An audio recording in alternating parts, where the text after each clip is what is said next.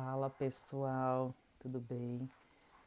Seguindo aqui a proposta desse canal, contar um pouquinho da minha experiência com todos os cursos na área de dados que eu já fiz.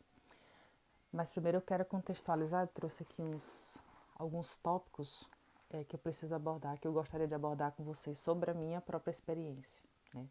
Sobre a minha própria evolução. Então vamos começar lá no passado.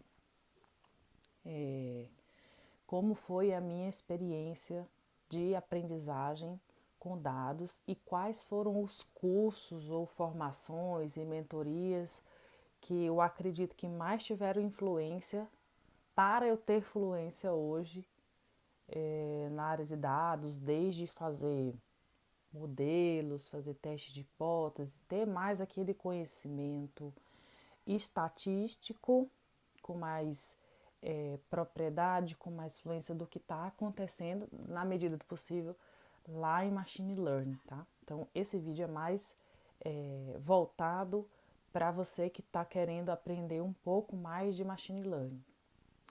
E eu preciso fazer um paralelo aqui também, que cada curso que eu comecei, e eu acho que acontece com vocês também, cada curso que você começa, você tem uma intenção. E no final, às vezes aquela intenção, ela não é suprida ou ela é suprida, né, com alguma vantagem. E no meu caso, por exemplo, com o passar do tempo, eu tenho uma visão um pouco mais amadurecida dessa intenção que eu comecei no curso e também dos resultados que eu obtive. Mas vamos parar de enrolação, vamos lá. Primeiro eu queria contextualizar, né? Quando eu me formei, quando eu me graduei num curso chamado de Análise e Desenvolvimento de Sistemas. Hoje é o conhecido DEV. Então a gente lá, eu achei um curso muito bem, achei um curso bem feito, eu me dediquei bastante, eu não ia, eu não, o objetivo não era ficar em congresso e festa, até congresso a gente aproveitava muito bem, o máximo, né? Bom, então minha ideia era não fazer cortes aqui nesse vídeo, que ele fosse o mais espontâneo possível, mas eu tenho um esposo ali batendo panela, mas vamos continuar daqui, tá? Então, a minha formação, eu achei a minha formação muito bem feita lá em 2008, né? Então, ela me deu uma base muito grande de banco de dados, de análise estruturada, né? Como você estruturar sistemas. E na época lá estava começando a questão na parte de desenvolvimento mesmo, estava começando a questão de, de desenvolvimento de aplicativos. Então, até então, a gente estava começando a mexer com PHP, site, essas coisas, né? Aí o cachorro vai entrar aqui agora, mas tudo bem. Então,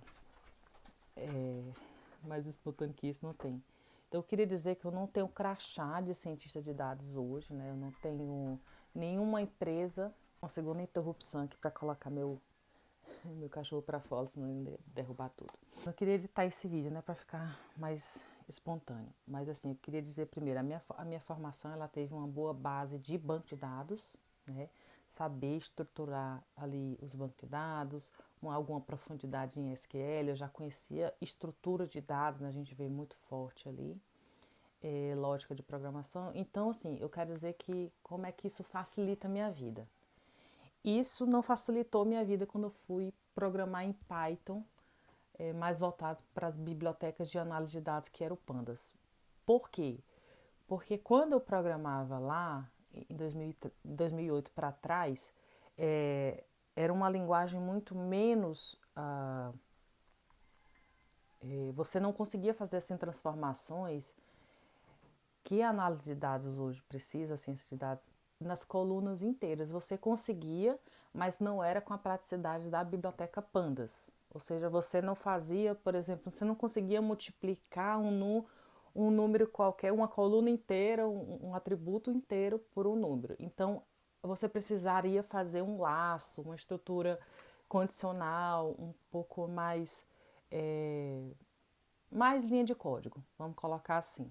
Então, sim, programar, né, ter essa formação em TI me possibilitou ter mais facilidade, sim, de abordar esses conhecimentos novos, mas eu confesso, eu tive uma grande dificuldade para me adaptar ao Python em si, porque ele tinha essa, essa vantagem, é um outro olhar, o fato de ele ter muitos das saídas dos comandos, né, do Python, os resultados são cópias da própria coluna, e para quem programa em Python já, especificamente na biblioteca Pandas, isso para mim era uma coisa completamente doida, né? Enfim, mas esse é meu contexto. Eu não tenho um crachá de cientista de dados ou de analista de dados que nenhuma empresa tenha me dado, né? Eu nunca entrei em nenhuma empresa com esse título, com esse crachá. Mas mesmo assim eu me considero uma pessoa analista de dados e, vamos dizer sim, um cientista de dados pelos conhecimentos que eu fui adquirindo, né? Inclusive nesses cursos aqui que eu vou comentar com vocês e o que eu teria feito de novo, qual é a minha visão, né? A respeito deles e o que cada um trouxe de bom partindo dessa base que eu tenho. Então, quando eu comecei a me interessar, e por que eu comecei a me interessar por dados e ciência de dados, em 2019 comecei a ir para a área de marketing, né? Então, como uma pessoa assim de TI, acho que é natural a gente ir atrás dos números, das métricas, né? Eu já sabia fazer, tinha uma proficiência boa em SQL, tinha uma proficiência boa em fazer relatórios lá, porque eu falei que não tinha nenhum crachá de analista de dados, né? Na verdade, no contexto, na minha formação, durante a minha formação, esse nome analista de dados nem existia.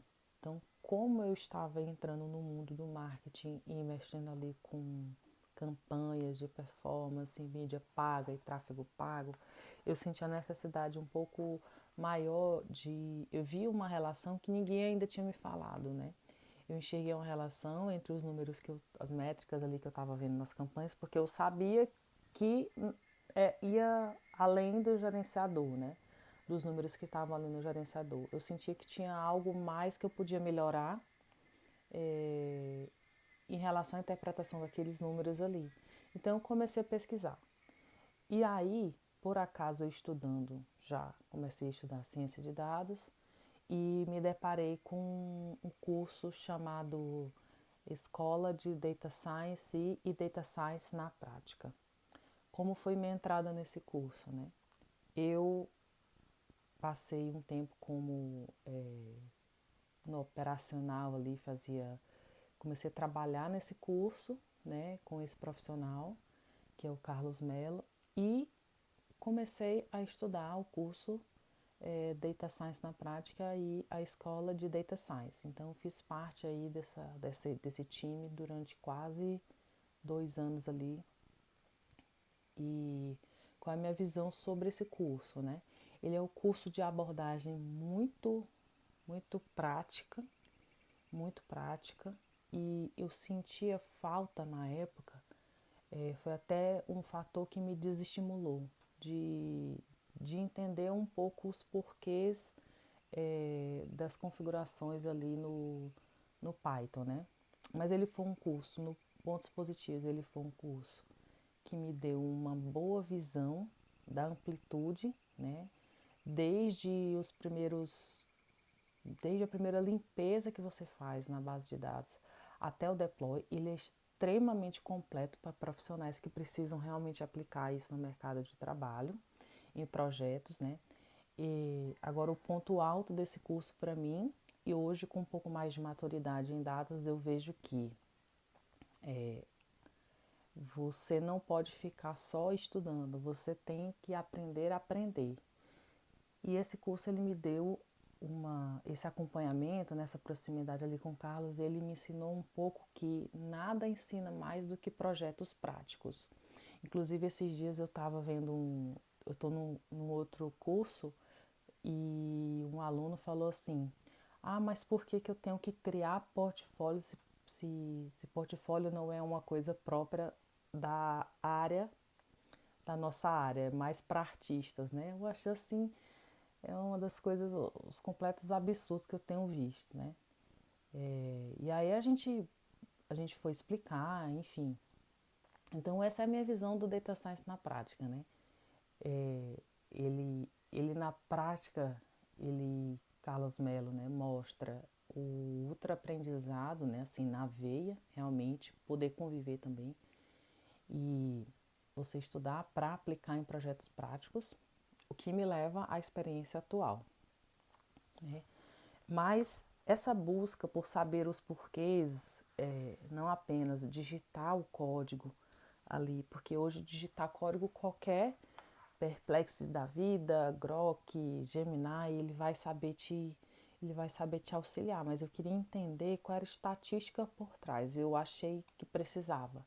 Por exemplo, eu não sabia plotar gráficos, eu tinha muita dificuldade com bibliotecas de plotagem de gráficos, né? Ali dentro do código Python mesmo. Na época, em 2019, você não tinha esses prompts aí para te ajudar. Então, eu fui buscar auxílio de alguns livros que eu acho que eu vou falar em outro vídeo. Livros específicos para cada problema que eu tinha. Então, vamos lá. Nessa busca, eu entrei no curso da professora Adriana Silva, né? A pegada dela não é acadêmica. Para mim, é a melhor pessoa, a pessoa mais comprometida com o ensino das ciências de dados. Eu fiz o curso de curta duração dela. E os pontos que eu queria falar com vocês sobre o curso da Adriana Silva, da ASN Rocks, é que eu ganhei, né, com isso eu ganhei propriedade ali para tomar decisões pela minha própria cabeça, né? Porque eu não sabia o que estava fazendo, né? Eu não conhecia muito bem a fundo o que estava acontecendo dentro dos projetos de ciências de dados ali, por exemplo, regressão logística, teste de hipótese, né? E a Adriana, ela te obriga a você fazer as coisas na mão e te faz perguntas na hora, o que para mim foi algo bastante desafiador, porque eu tenho. Hoje não, né? Tô tentando gravar esses vídeos aqui muito mais por uma questão de manter uma conversa até para desenvolver mesmo, né? Então o que vocês estão acompanhando aqui é o meu desenvolvimento da minha fala, da minha argumentação. Mas sobre o curso da Adriana é que para mim é o melhor. Agora eu soube que ela foi até reconhecida pelo MEC, né? E então que você ganha com o curso da Adriana? E eu acho que ele é um curso, mesmo o curso de curta duração, ele é um curso para você ver pelo menos mais umas 2 vezes. Você ganha, se você se dedicar, né, exige uma dedicação. No caso lá eram 2 aulas por, por semana, mas você consegue ir a fundo e depois que termina o curso também tem alguns encontros semanais e tem encontros presenciais, que são os happy hours dela. Então eu acho que me deu muito mais repertório esse curso da Adriana. E aí eu queria conectar tudo isso, né? Conectar tudo isso com a minha área de marketing, né? Só que ainda não sabia como fazer. Então eu procurei a Fernanda Fassi. Eu já conhecia o trabalho da Fernanda e sabia da trajetória dela no mercado corporativo. E entrei na mentoria da Fernanda. Eu acredito que tem 2 anos que eu entrei nessa mentoria, né? Eu já tô indo para renovação da mentoria. E a Fernanda, ela mostra uma coisa que eu acho que ninguém mostra dentro do marketing. Além de ter uma propriedade muito grande para poder falar, né? A Fernanda atuou com grandes empresas, grandes orçamentos. Então, ao meu ver, ela aplicou os conhecimentos de ciência de dados e de análise de dados muito profundos ali, desde o nível que as empresas brasileiras estão, até o nível em que as empresas lá fora, né, como ela chama na gringa, estão também. Então, vai desde você saber fazer, dar visibilidade às suas campanhas, né, criar relatórios, fazer, integrar várias planilhas de várias fontes. Por exemplo, você tem um CRM, você tem as campanhas, você tem os dados de GA4. Ela ensina também bastante ali a parte de BigQuery, né, que na época da minha formação não existia BigQuery, mas é um banco de dados, né, um gerenciador de banco de dados. E então ela entrega para o marketing, para quem quer ser técnico no marketing, para quem não quer ficar só restrito a dar opiniões e achismos, ela entrega, né? Também tem a parte de traqueamento lá, tem um módulo de traqueamento, tem BigQuery, tem planilhas no Google Sheets, né? Então a maioria das coisas, você que não sabe programar, não precisa se preocupar aprender a programar para fazer a mentoria, né, o Marketing Masters da Fernanda faz. Você precisa ter interesse e ter experiência, que ela só aceita sênior, de pleno, não aceita júnior mais. Então, exige um certo nível de experiência para entrar ali no Marketing Masters, experiência no marketing, mas você consegue sim acompanhar, porque boa parte das coisas é feita com planilhas, mas nada impede de ela trazer coisas feitas no Python, né? Também. Tem, por exemplo, ela fala de Marketing Mix Modeling, né? Que é regressão. Então, ela fala com bastante propriedade. A Fernanda era cientista de dados, né?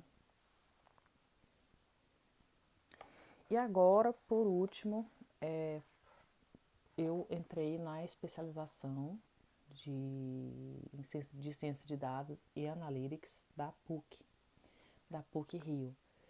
E o que eu estou enxergando dessa especialização, na minha experiência atual? É que se não fosse, por exemplo, a gente já chegou a 2 meses e pouquinho e a gente tem os módulos, né? A grade é apresentada em carrossel. O que acontece? Eu estou no Ciência de Dados, estou no módulo de Machine Learning e Analytics agora e já tem gente que é veterano, né? Então ela é oferecida em carrossel. A especialização em si, os pontos, né?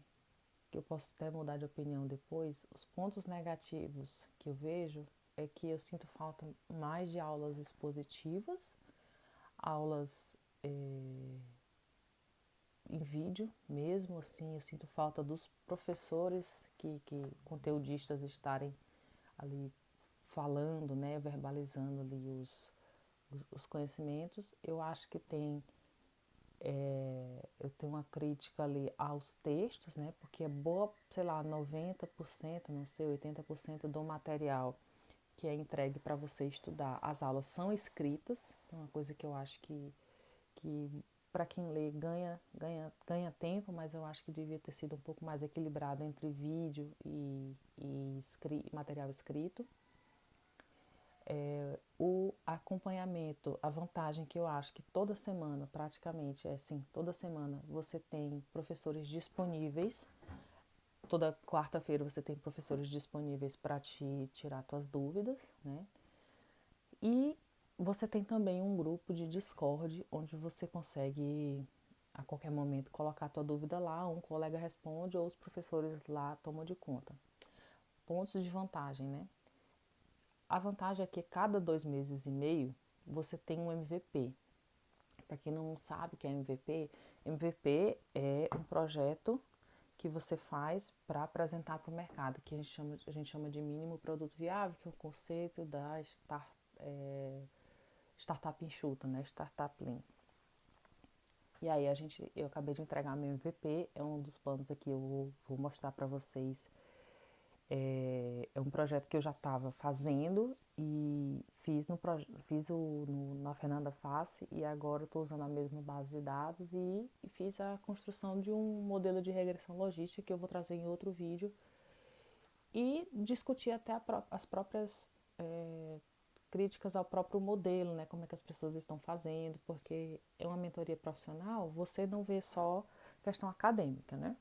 E aí eu trouxe para a minha especialização da PUC, eu trouxe esse projeto de Lead Score, mas você poderia escolher um projeto da sua escolha, desde a parte de redes neurais, né, e aprendizagem e de machine learning também. Então, os pontos positivos são esses, né? Agora, no geral, o que para mim ajudou, uma coisa ajudou a outra, né? A mentoria da Fernanda Fassi ajudou eu entender como utilizar os dados do marketing para melhorar os meus serviços de marketing e tirar conclusões um pouco mais acuradas, né? Como diz a Adriana Silva, é assertiva é minha mãe. Então, a mentoria da Fernanda Fassi, ela me serviu para isso. A O curso de curta duração da Adriana Silva me ajudou a ter base, saber o que eu estou fazendo dentro dos modelos, porque copiar e colar código não significa nada se você não sabe tomar decisões, se você não conhece os passos de um projeto de ciência de dados, você é só um papagaio e um repetidor. O curso, né, de Data Science na prática, ele me ensinou a aprender rápido, né, ter ali para cada hora de teoria, ter pelo menos 3 de prática. Esse foi o maior aprendizado e uma visão muito ampla de todos os passos de ciência de dados, desde a limpeza dos dados, a coleta dos dados, até o deploy. Foi o que me ensinou.